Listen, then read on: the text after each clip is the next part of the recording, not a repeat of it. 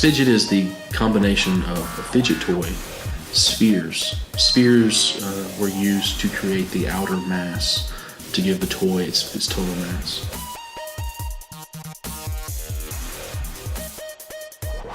One of the things that I fell in love with after I held it for the first time is the way the light plays across the spinning spheres. It just makes almost like an infinite amount of concentric and intersecting circles of light. It's almost magical.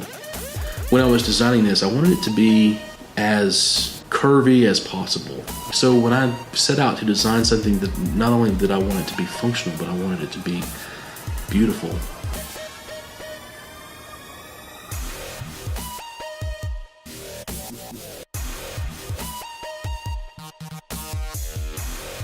This fidget's kind of hard to explain.